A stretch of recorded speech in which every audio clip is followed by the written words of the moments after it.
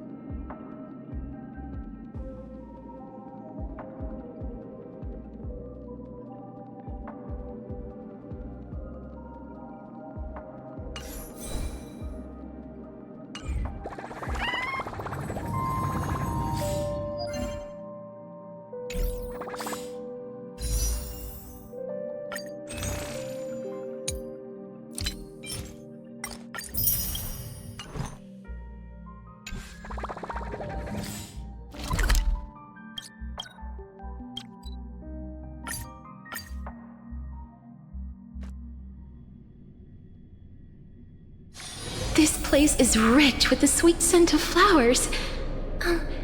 Can we stay here for a while longer? The taste of celestial ambrosia. My God,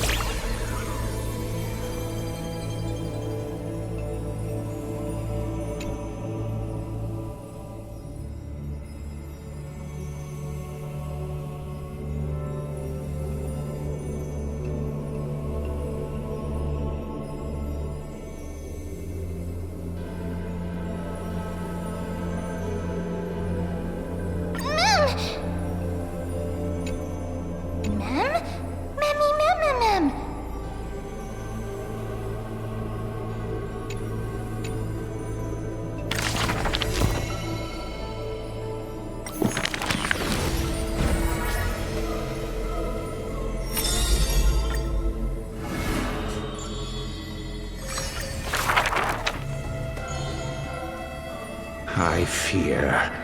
How can mere mortals defy the gods? I worry. How can mortal bodies reforge the world anew? I suspect that the prophecy is simply a rumor.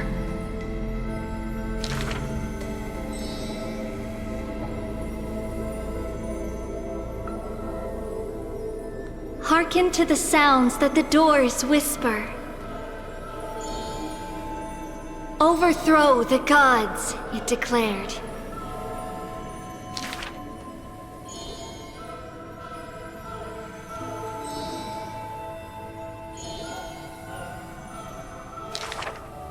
Teacher, do not hesitate. The world still walks on the path you indicate.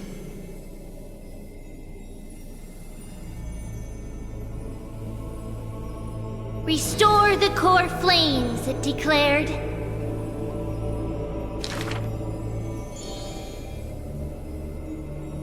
Stop! We only wish to live life as it is. No more. Cease! Our achievements already stand tall. Rest up! We only wish to live in peace and prosperity.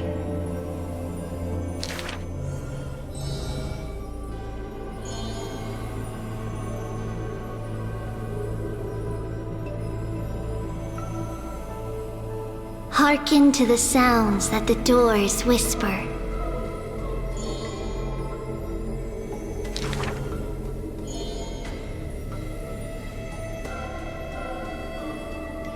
Please, be not afraid. We will definitely bring you to a new home. Lady Treeby, Lady Trianne, please, don't cry. Do not worry. We trust you always.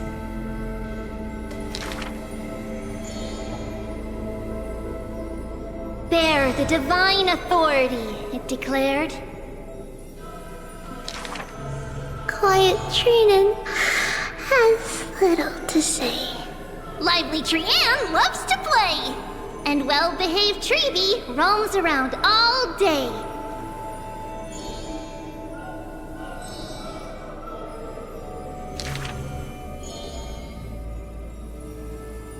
For such miracles, it declared.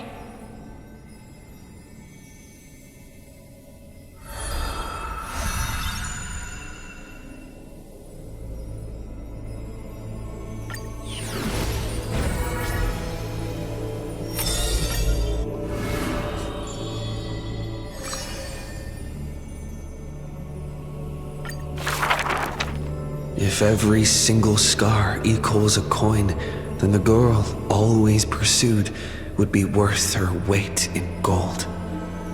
Deception, theft, and night heists. But her nerves failed her when it mattered most.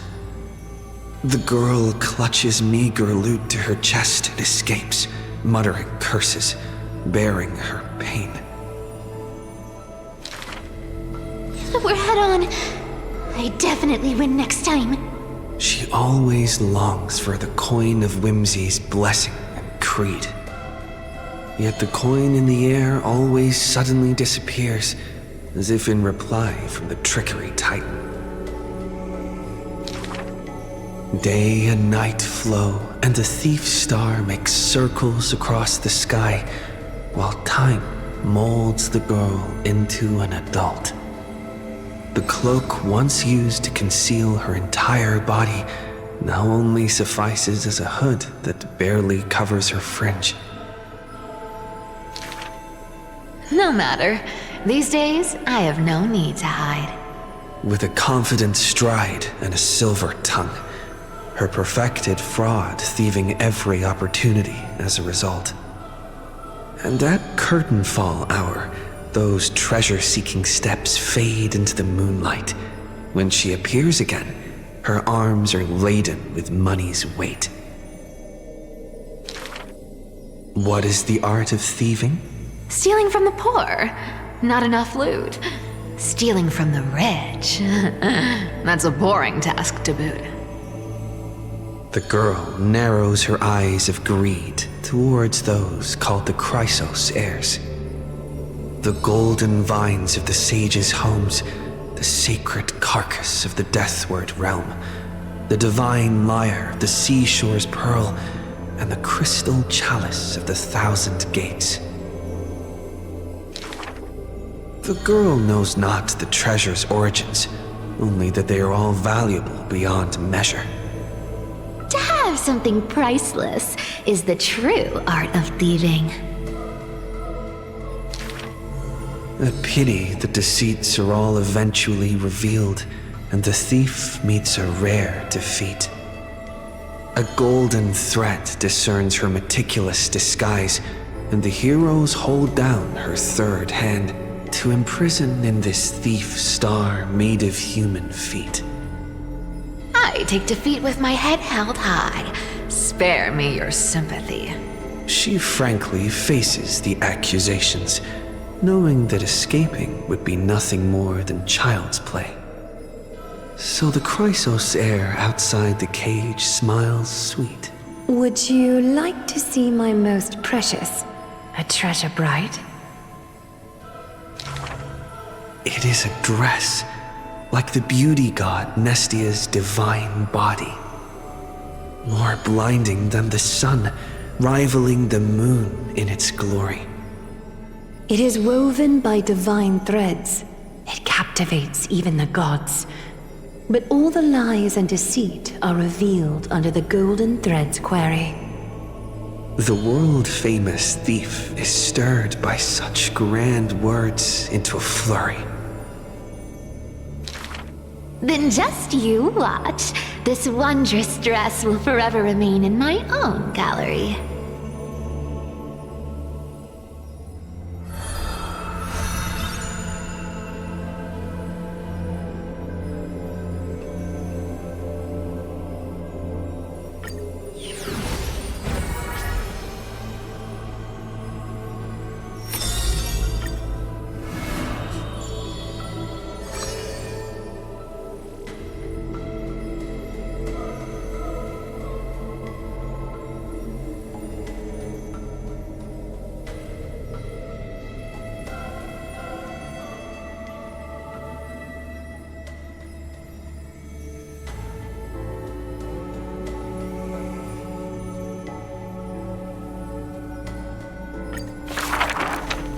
As always, to perceive the man's fury, one must do so 7,000 paces away.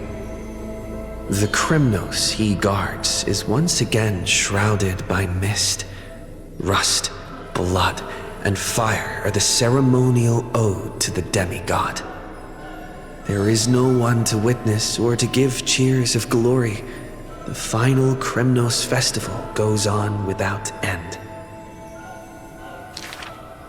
The victor shall embrace death and silence, and his glory will only be remembered by the defeated array. For that man, laws and seals no longer have meaning. War and battle never cease for a single minute, each passing day indistinguishable, morning and night entwined. The corpses pile up, filling ravines, forming mountains strong. He carved time with peak's edge and counted the fleeting years by fires of war. Sometimes the lion would climb to the hilltop to look down on the world and search for friends in longing. The distant heavens and earth stretched vast and boundless, but their endlessness felt ever more remote. Like Nikador, he cannot escape madness's clutches. Guarding the city alone and embroiled in war, the murmurs of the black tide constantly sound in his ears. Yet a flame soars up his chest every moment, casting light upon the indomitable path behind him. Memories seal the echoes of the past as the man strides into battle, fists clenched fast. He is the wound this world must bear, the new king before whom old gods despair.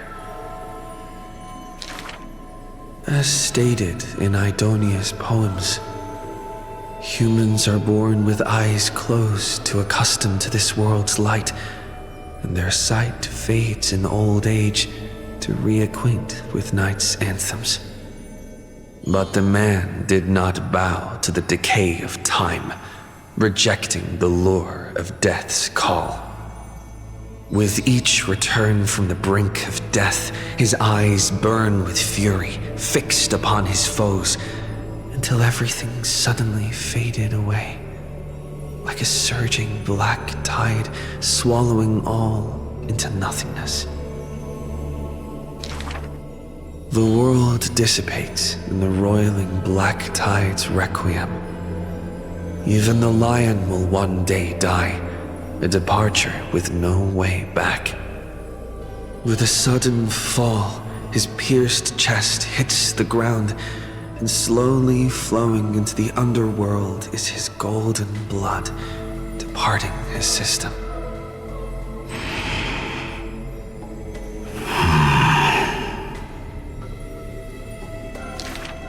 But that gaze, fierce as flame, never dimmed, not even in death, looking beyond those flame-seeking figures, reaching far toward the endless horizon. In the morrow sky, the stars will chant, "The lone king of Kremnos is called mighty. His journey was one of ceaseless, eternal warfare, and behind him, he left a world ablaze with glory."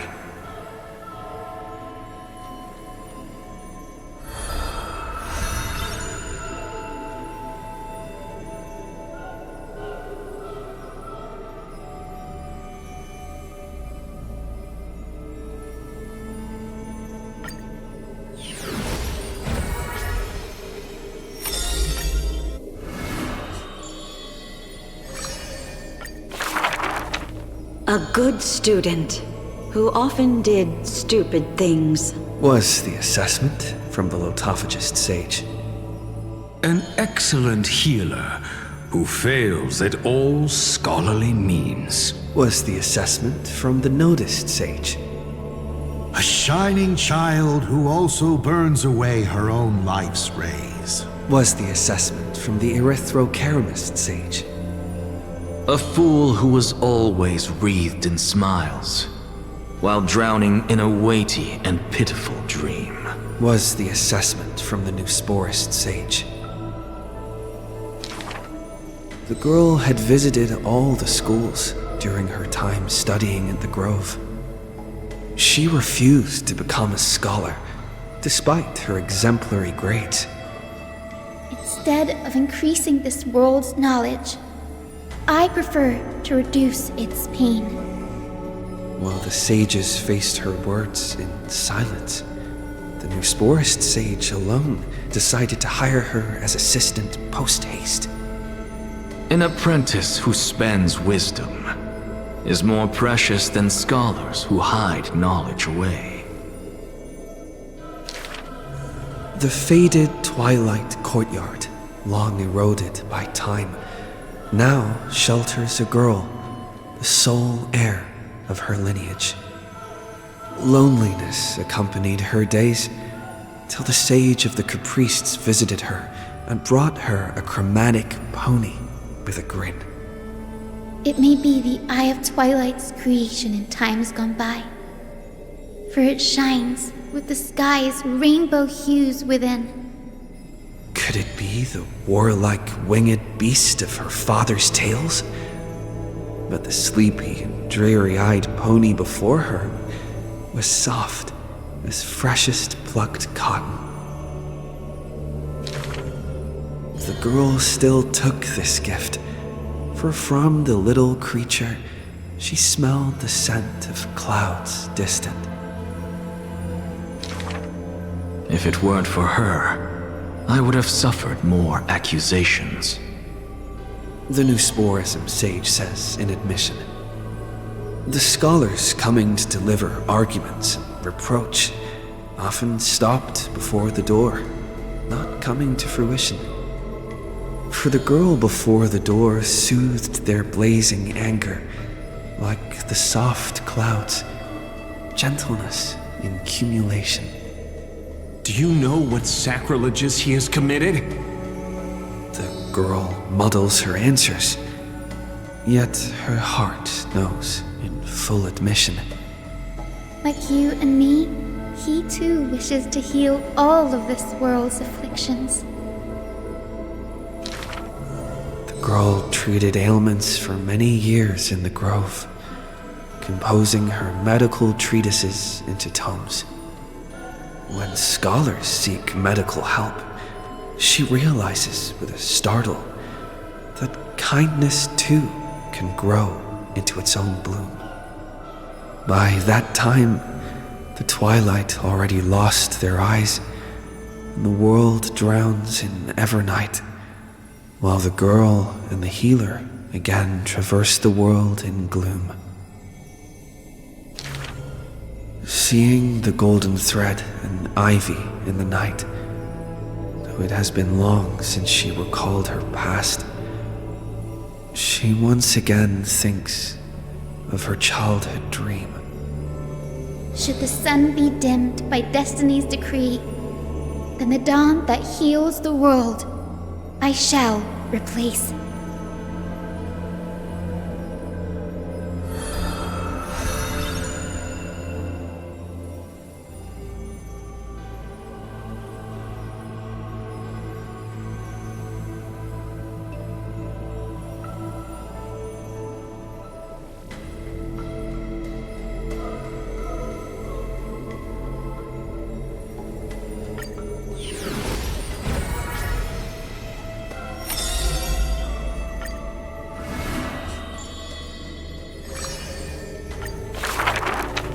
On the day that the grove fell, he accepted his defeat and demise, as if embracing truth and heresy.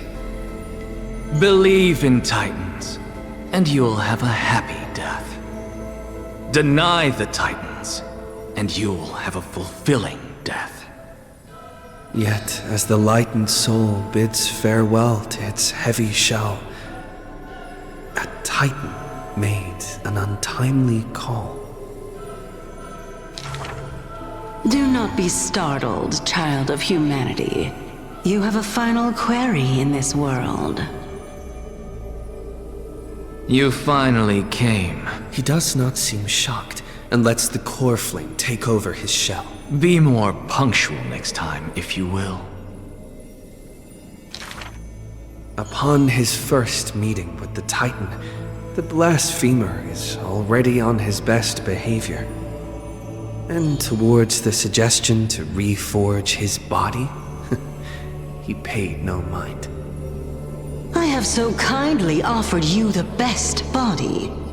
So why do you insist upon your mortal imperfection? The scholar replies in candor. Only by retaining the various flaws can my humanity be preserved in rigor. His form remains in the mortal realm, while his spirit walks the river of souls' shores. Between life and death, he fatigues. Dwelling in the child of humankind's thoughts and senses, the Titan cannot bear to remain a mere spectator. Why not ask me your questions, child of humanity? I am rich in wisdom, and shall speak with no ambiguity. As though an unspoken pact, the scholar asked the god about all things, feigning a humble quest for knowledge. Do you treat me just as a way to answer questions? A mere machine? The Titan got what they asked for. You should thank me, for good questions are rarer than good answers. Compared to the joy of a new life, the scholarly breakthrough carried home alongside death filled the scholar's heart with more fervor. He returned to the Scourged Grove many times, and the black tide followed. Despite his defeats, he never sought help or permission. But at every desperate moment, the Titan would eventually take over one half of his body. The union of man and God, a flawed and clumsy choreography. It happened but once, a perfect harmony. One man, one God, speaking in one breath. Stop stepping forward at the same time as me. The Titan once revealed the secrets of mixing life, a boon, seemingly a blessing, but full of malice. What a tempting bait. But that's not my desired chalice. Divine power is within his reach, but the scholar is not moved by that essence. This long and abnormal temptation is also a trial of elevation, for the sage can achieve all things, but shortcuts alone he abhors with silence.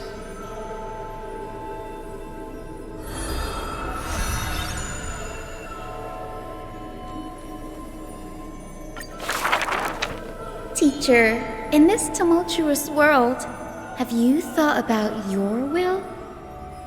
It was just a joke, but the scholar, still at the grove, answered with extreme caution.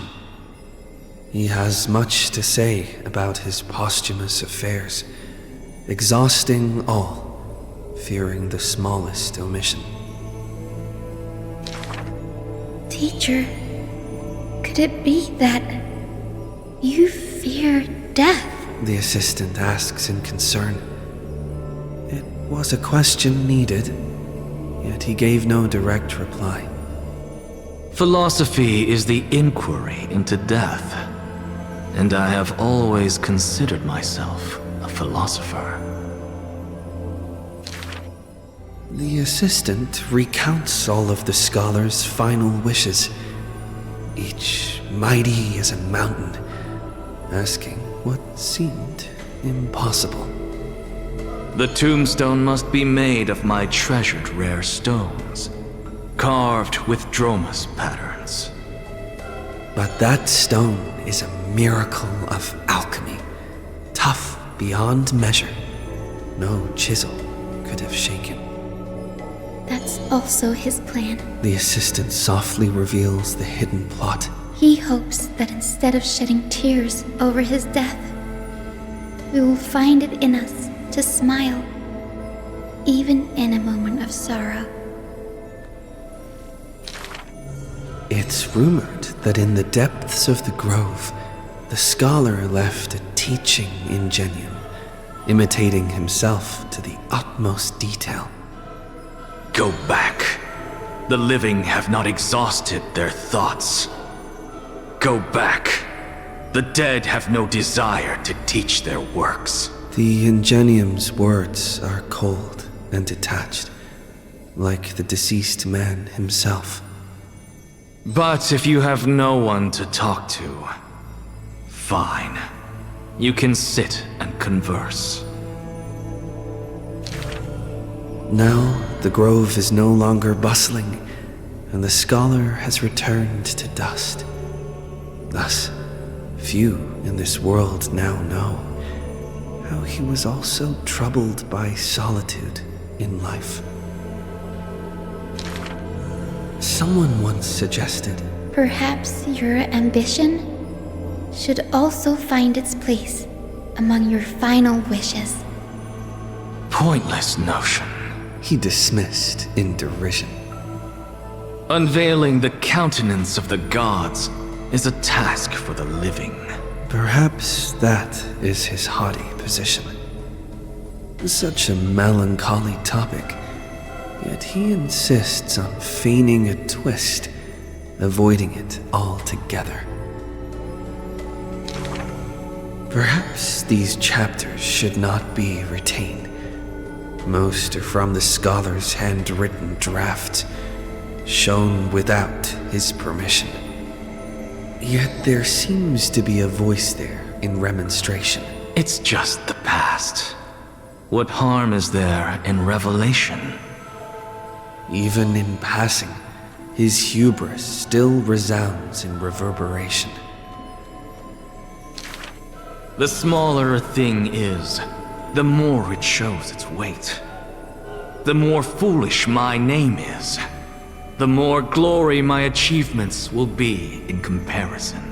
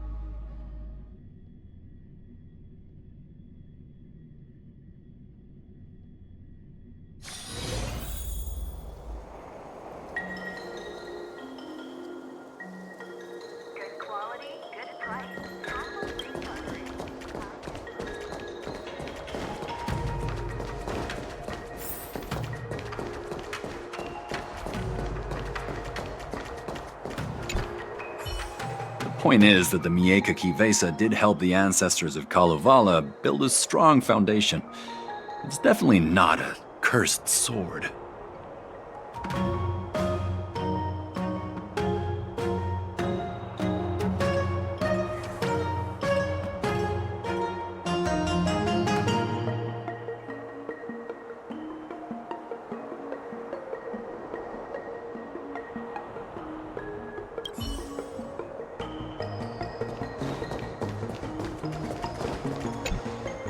I don't want to make things difficult for official Dahao.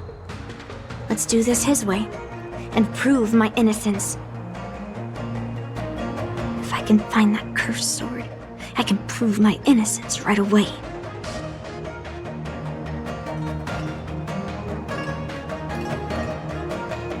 There's something else bothering me. Why would the thief take the sword, but leave the case behind? Did they melt down the sword like I wanted to?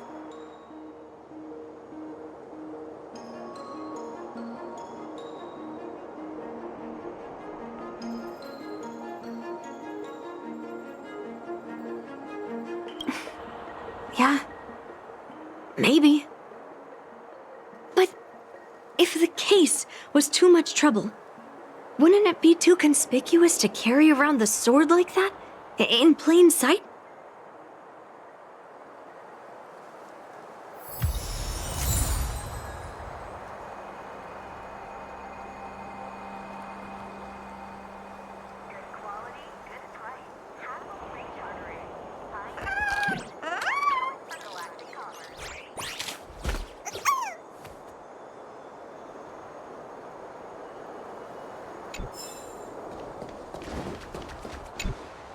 Yes, I received your message yesterday and went to the arsenal to check on it. But when I went back this morning, all that was left was the case. I don't know anything else, so asking more questions won't help, I'm afraid. However, as the Master Artisan of the Artisanship Commission, I've got to clarify something. Even though the sword was stolen, this commission is still highly secure. Wait, no. I just remembered. My precious arumatons were smashed!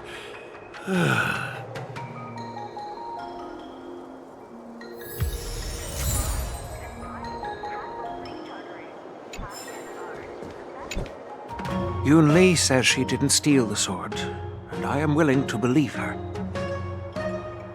But I know well that Yunli can be impulsive, so if she did steal the sword on a whim, I won't show her any favors. You were with Yunli yesterday, young man, so you have the chance to prove her innocence. Is there anything you need to ask me?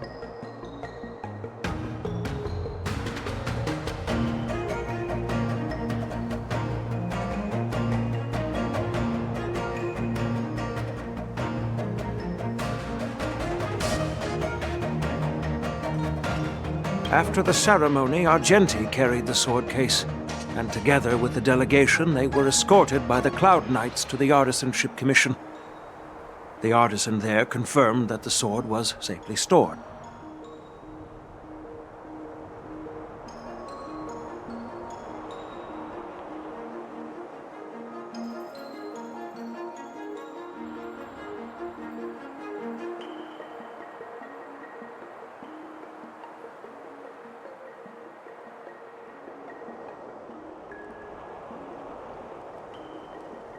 No, she was still mad at me, so she didn't come by.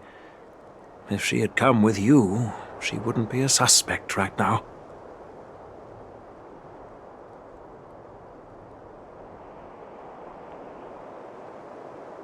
I'm counting on you, then.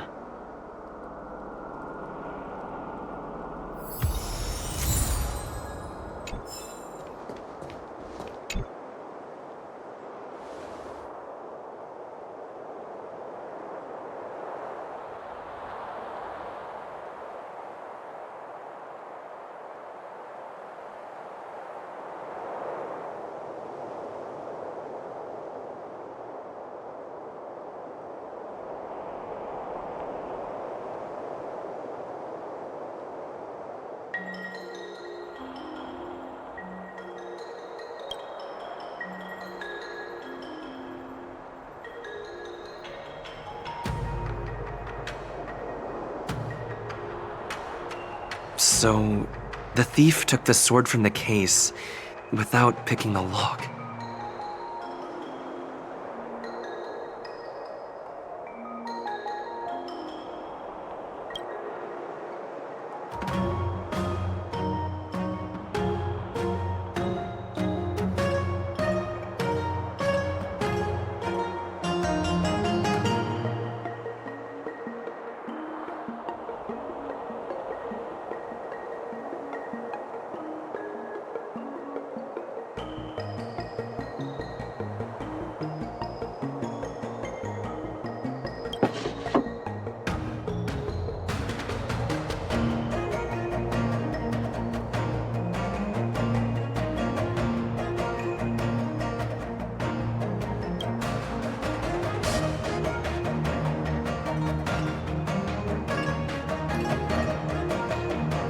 Why is this flower petal inside the case?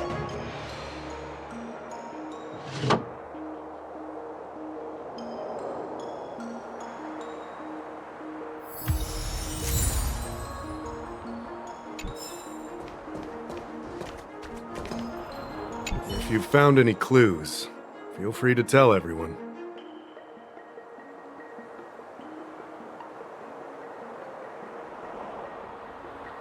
Thank you. But I'm not sure if I can convince Mr. Daw how. 100% sure. Fine. Let me go through my reasoning again, and you can interrupt if anything feels off.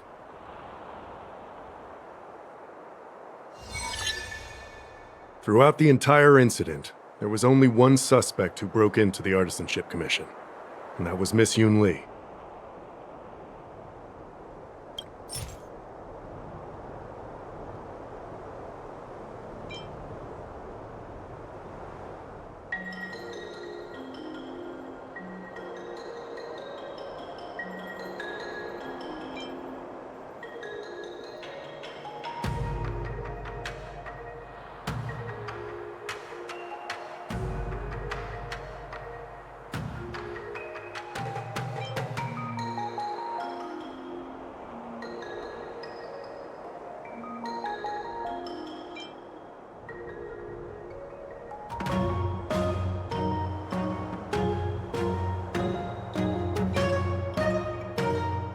On second thought, maybe let me think about it again.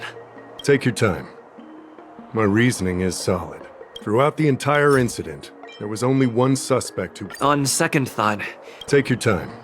Throughout the entire incident, there was only one suspect who broke into the Artisanship... On second thought... Take your time. Throughout the entire incident, there was only... On second thought... Take your time.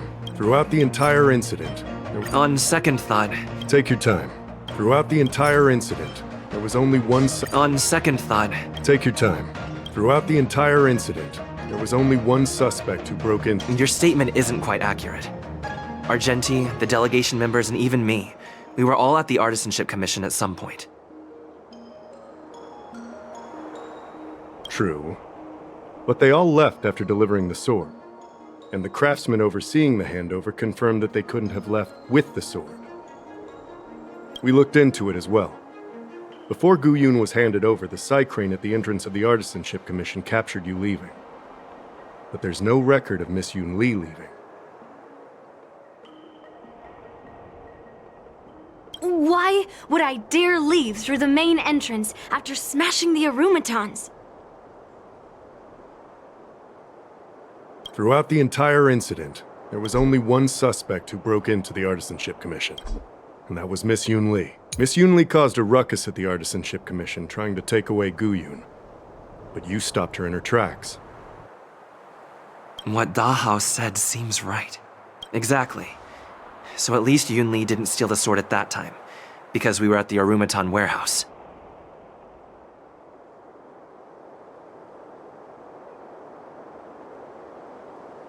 If your testimony is reliable. I'm not implying anything, but we need to scrutinize every piece of evidence.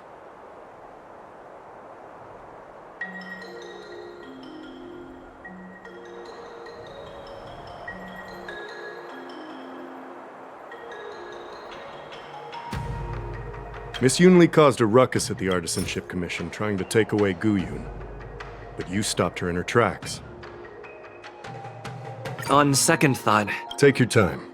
Miss Yunli caused a ruckus at the Artisanship Commission trying to take away Guyun. After bidding farewell to you, Yunli pretended to leave, but snuck into the arsenal alone and stole Guyun.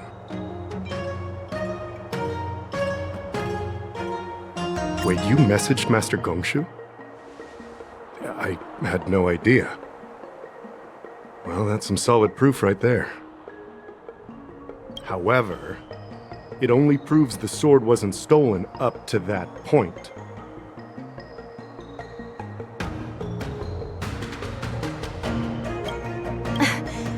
I didn't do it!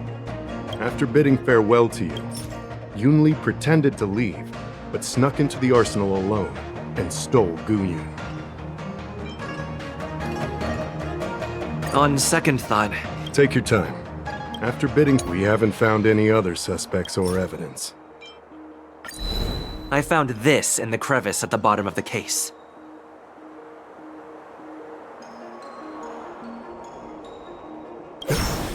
A rose petal? Huh. Yeah, I must have missed it during the search. But why was there a petal inside the case? I don't know. But I do know that wherever that Knight of Beauty goes, he always leaves behind a trail of rose petals that's almost impossible to clean up.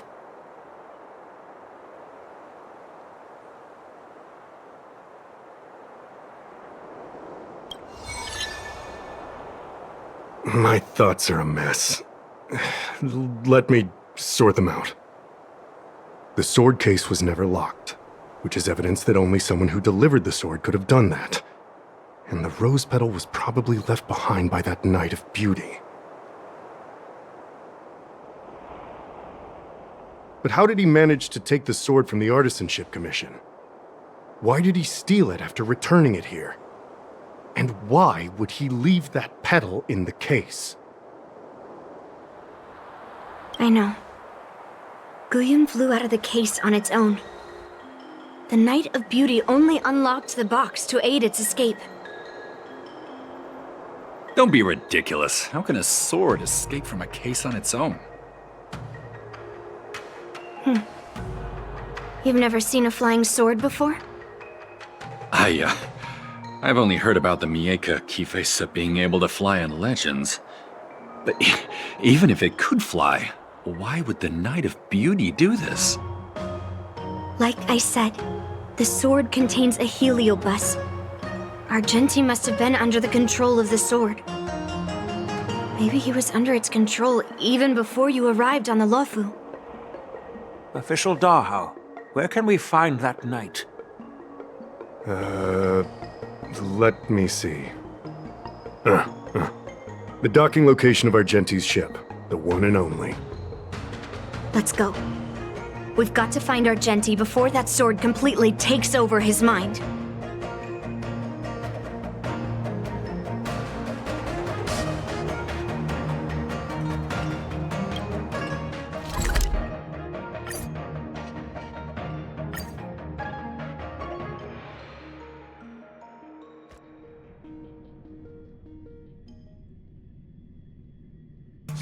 This place is rich with the sweet scent of flowers. Can we stay here for a while longer? Quite a different experience looking down on Starscape.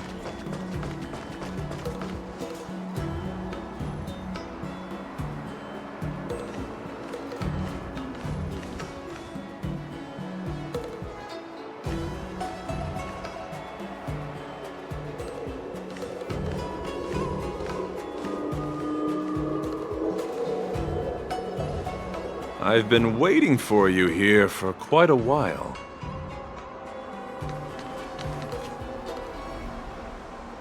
Knight of Beauty. You're the one who stole Guyun, right? Hand it over. You have no idea how dangerous that cursed sword is. Dangerous? In my humble opinion, the real danger is always the hand wielding the weapon.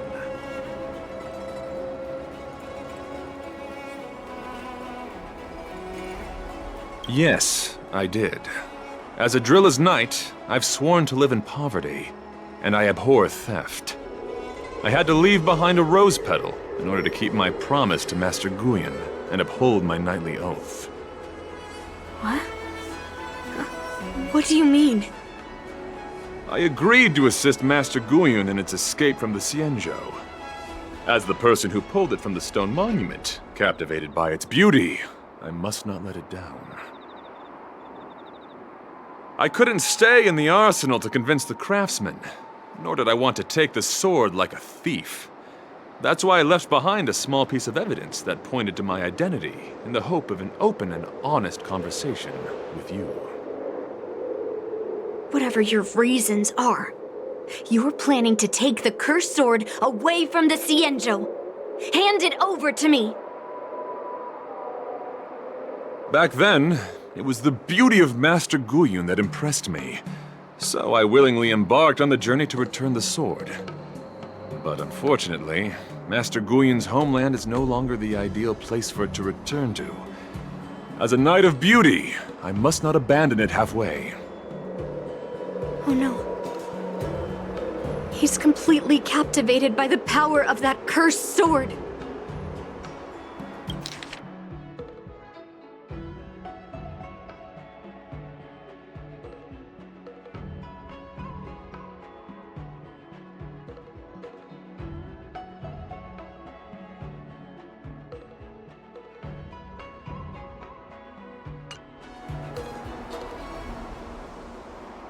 The solution is right in your hand.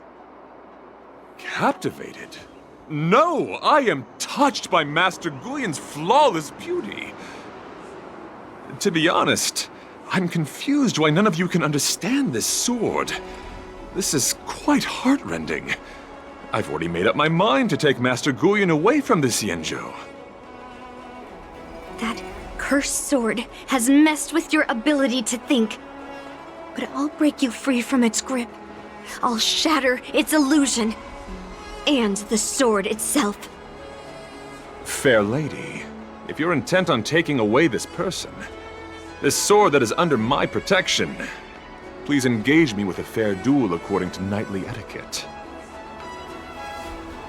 As a representative of this duel, I, Argenti, challenge you.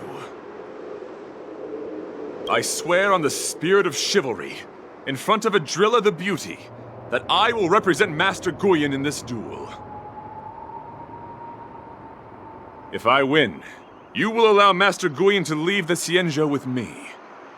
And if you best me, Miss Yunli, I'll accept my defeat and turn Master Guyon over to you.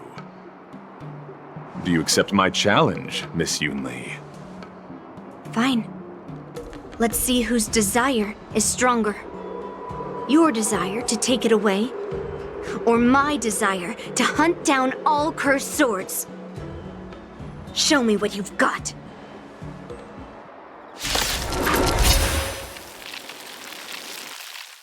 You're not going to use Guyon to fight for victory?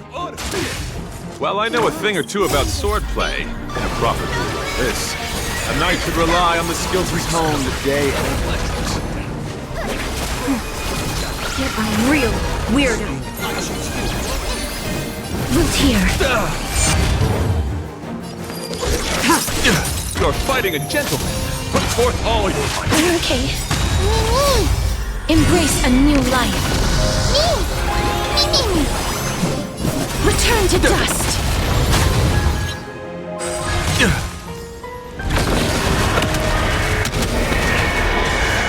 Guide with rainbow. Flesh, I'm on it. Mimi. You can do it. Let's try more. Trust me. We can do anything. Future is bright. May this dispel the gloom, destroy the skies. Flesh wound. Stand down. Rise to the challenge. Later moonlight, all will be revealed in lunar flame.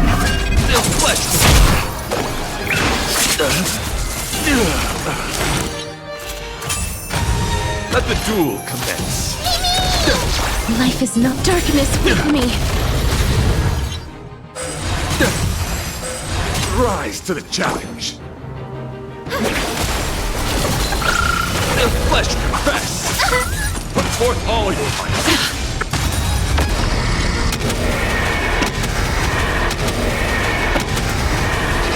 May death protect us! For sure.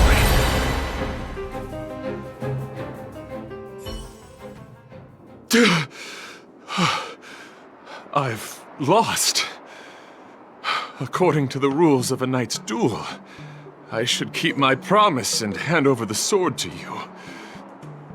But before I do that, I hope that you, as the winner, might have the mercy and listen to Master Guyun's past experiences. This sword has been cursed since the day it was forged.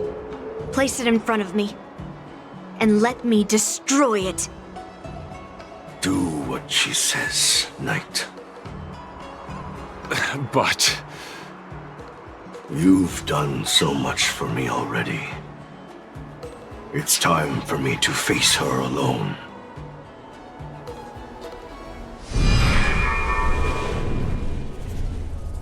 I'm weary of fighting. I just want to share my past with you. To explain why I wanted to escape. After that, I'll leave my destiny in your hands. Are you afraid to witness my past, little girl? Afraid? Well, you do have a different aura from other cursed swords. But you're just trying to use my curiosity to lure me in. Well, you know best that a single touch won't snatch away anyone's sanity.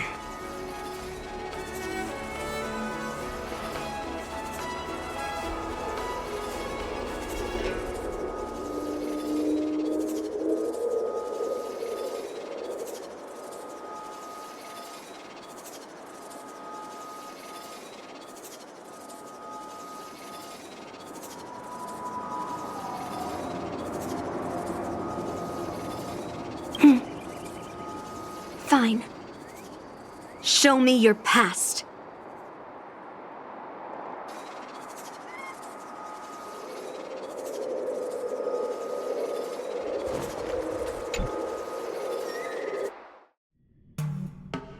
It's already impossible to contact the main Cloud Knight forces. What awaits me will be a long and lonely war. Follow me. Is this your memory?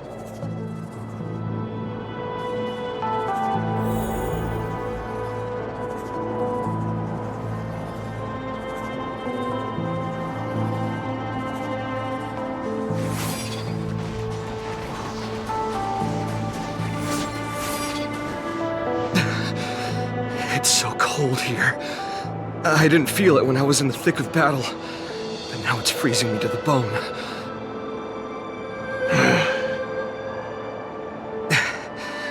You're indeed a masterpiece from the Xianzhou Juming. If you hadn't taken control of my body, I probably would have been decapitated in that fight. Quiet, and stay alert. Borisin wolf troopers never give up the hunt. Hey, just relax a bit. It's been over 300 days since we were both stranded on this planet. The transmitter never rings, so I guess we can't count on that anymore. The people on this planet still use beasts to pull their carts. Obviously, there's no way they can help us fix the star skiff.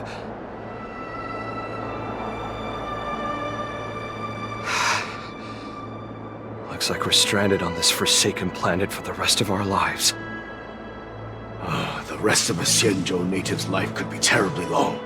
Are you feeling any desperation? All by yourself in this hostile world? Yeah, a bit. Perhaps. When things get too rough for you to handle, just leave everything to me. No need to carry the weight of the world on your shoulders. Yeah, sure. If I really can't handle things anymore, I'll leave my body to you. But now is not that time. Do you really think you can oppose an entire Borisin army with your limited skills? What are you holding out for? It's true that I'm stranded here, but it seems like that Borisin pack is in the same boat. By the way, Guyon, do you know what a seed is? A seed may seem insignificant, but with careful cultivation and time, it can grow into a huge, unwavering tree. You said that the rest of a Xianzhou native's life could be terribly long. You're right.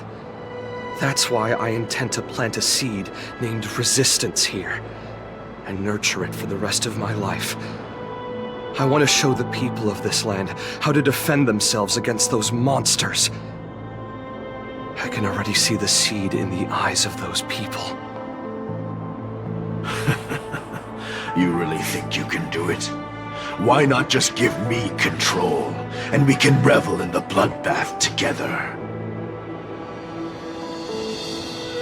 What was the memory I just saw?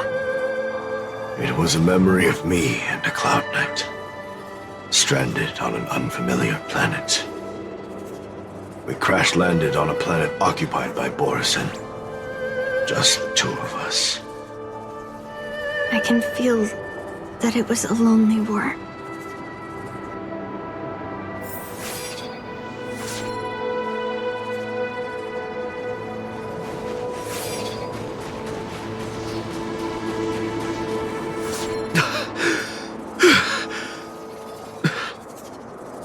I'm alive, but all the young people in the village... They died. They died for you. They died because of your big promises. Promising them a life free from the Borisin. I tasted their despair before death. They didn't see it coming, and neither will you. We can't stay here. Let's move on to the next village. Why? What's the point? You and your sorry excuse for an army have been fighting for over 3 decades, and you haven't won a single battle. What you're sowing is not resistance, but despair. This world is hopeless. It's completely infested with packs of Borisin. You've seen their numbers, and you know their methods. And those commoners you've put your hopes in, they just kneel down and worship the monsters devouring their children and families, calling them their Beastmasters. You beheaded one of the Beastmasters for their sake, but they turned on you because they were scared of the Borisin taking revenge. You remember all that, right? I do. I remember my first death. The Borisin cut off my head. But I also remember that if it weren't for a brave youngster who risked his neck to reattach my head and give me a proper burial, I would have disappeared completely. I remember everything the people did for me. They left food at the entrance of my cave, fixed my fur coat, and some even joined my resistance. The rest of the Xianzhou native's life is still terribly long, and there will be new youngsters who will stand beside me in battle. Time is on our side.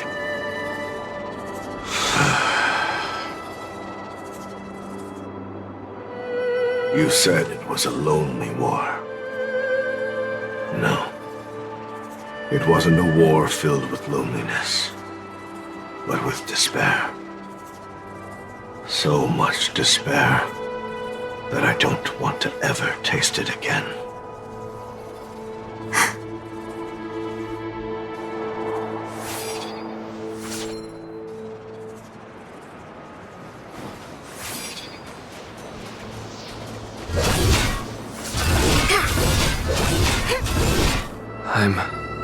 leaving. Where are you going, Your Highness? I'm returning to my homeland. A distant place beyond the sky. I'm not coming back. But what should we do with you gone? What if those wolf demons show up again? They won't, my child. You've wiped out the last of them.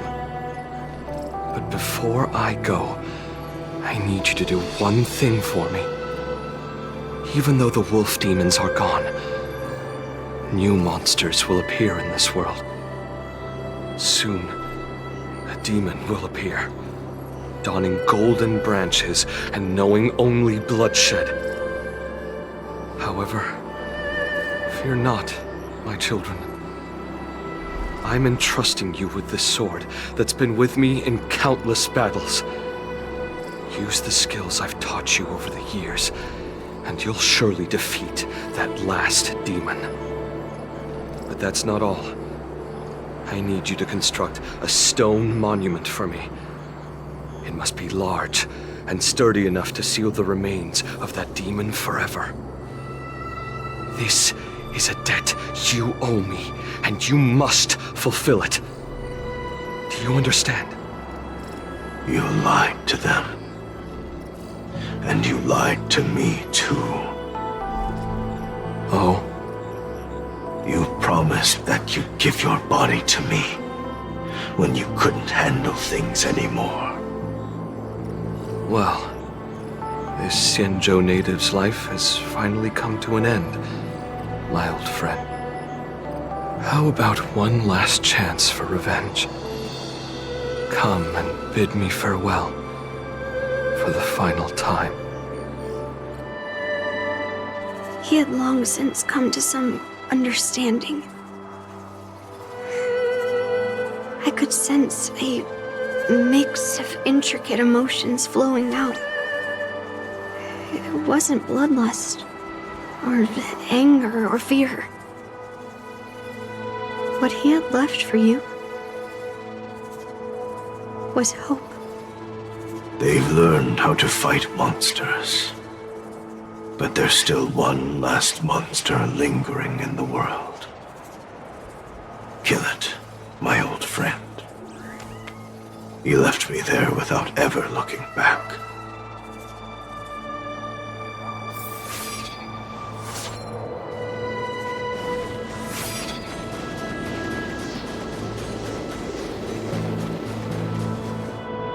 Thank you, my old friend.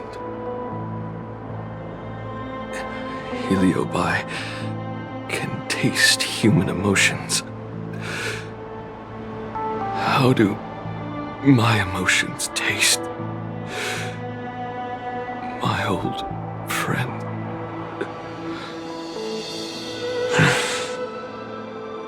A hint of bitter compassion and a touch of scalding courage. Your heart's deepest desire is to end war once and for all. Now, the war is finally over. Can you hear? Even though you can't hear me anymore, my old friend, I'll do everything I can to bring an end to all conflicts in this world. So, this is the past of the Kalevalan people's Sword of Heroes? You helped the people of that world bring an end to war? No, I did not. I am a weapon, and I only became the cause of more conflicts. Countless monarchs of Kalevala saw me as a symbol of kingship endowed by nature, and they waged wars in order to possess me. I grew tired of their wicked intentions. I didn't want to kill for anyone anymore. So I returned to the stone monument where my master was buried. And since then, no one, was able to remove me from it. But you allowed Argenti to take you away? Because even after all this time, I still wanted my master to come home.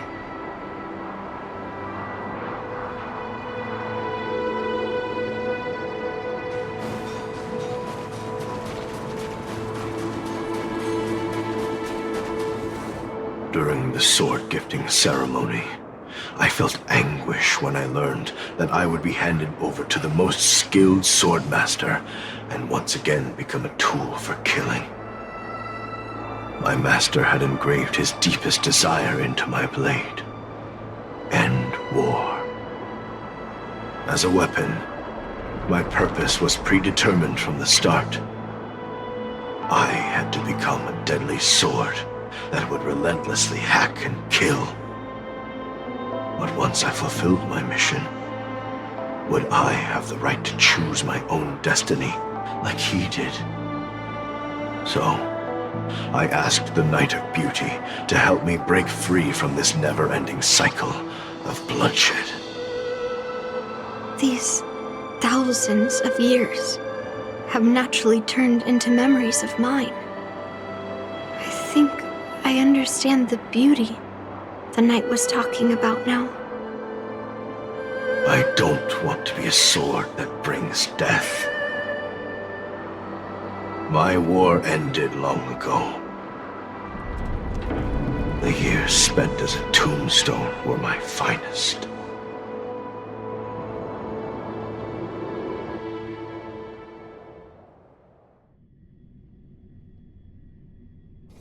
I've told you everything about my experience with Master Guyan on Kalevala. And now, I'm sure that Miss Yunli is as moved by the sword's flawless beauty as I was back then. Even though I had heard the legends of this sword from the delegation, delving into its memories was still fascinating. Yunli, I trust Guyan's experiences have changed your mind.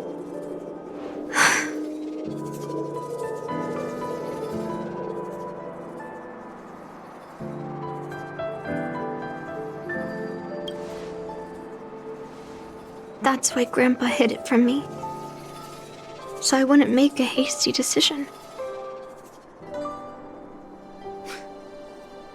I always thought a cursed sword infused with a heliobus would only bring rage and slaughter. I never thought someone could leave behind the desire to end war, and even change the nature of the cursed sword. My position was too extreme. Guyan is truly a sword of heroes. I apologize to all of you for my behavior. I'm sorry.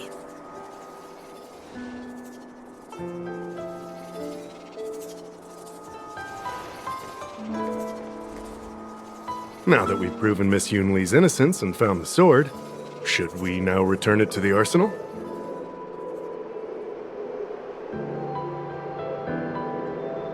No.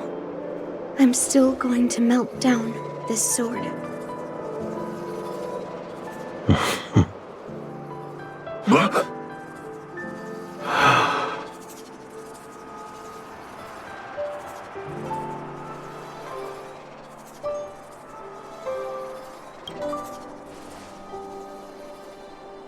I've heard your true desires, Guyan. I can sense that you're tired of being a sword. Constantly serving new masters and fighting battles you no longer want to be part of. Right? But being a sword is my destiny. I'm doomed to serve some master and fight battles endlessly. Can the wind choose to stop blowing? Can a cloud choose to stop drifting? No. It's the same for me. A creation with a predetermined destiny. That's not true, Guyan. That nameless swordmaster shaped his own destiny. so you can too. I just can't picture my destiny being anything other than that of a sword. Do you remember when you stood alone in front of the Swordmaster's stone monument?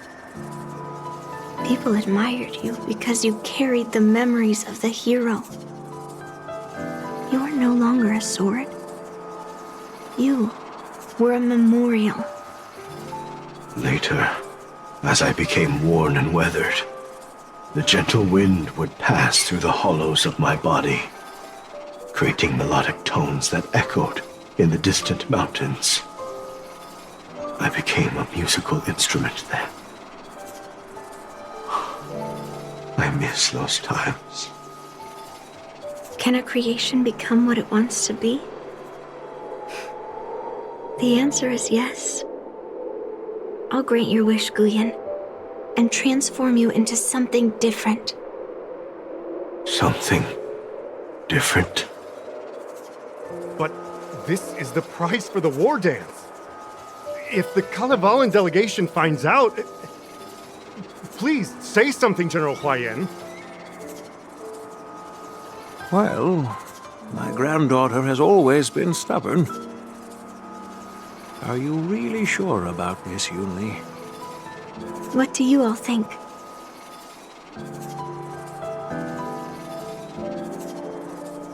Fulfilling Master Guyen's wishes is the reason I came to the Xianzhou.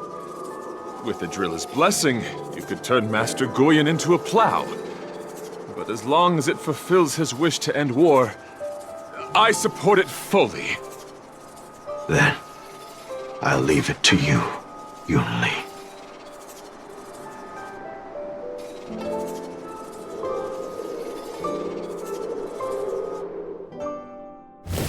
It's been an honor getting to know you like this.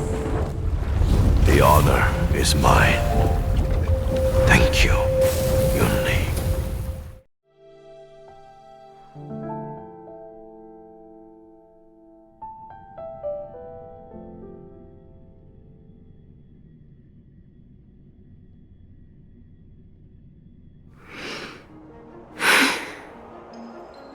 Why the long face, my child? Are you feeling regret, perhaps? You were completely determined when melting down the sword, so why the sudden change of heart? Grandpa, I melted down the prize for the war dance. How are you going to explain this to the Lawfu? Oh? Am I hearing right? This little girl is worried about her grandpa. Didn't see that coming. If only I'd talked to you from the beginning, Grandpa. Maybe things wouldn't have escalated like this. But at least Guyen got what it wanted. I have no regrets there. When it comes to swords, you and your father are cut from the same cloth. So, are you planning to continue melting down the rest of Hongguang's swords? Yeah. Guyen is unique. But the other cursed swords are still too dangerous for anyone to handle. But maybe I'll try to be more patient next time. Be more patient. Well said. Remember what you learned today, because there will be many more situations in the future that will require you to be more patient. Understood. But what about the prize? Well, ever since you showed up at the ceremony, I had a hunch. So I prepared another sword as a backup plan. And don't worry, this one has nothing to do with Heliobi. That's perfect. By the way, the ambassador from Kalevala and that knight went to Arum Alley. They're looking for a spot to honor the hero. Why don't we go take a look together?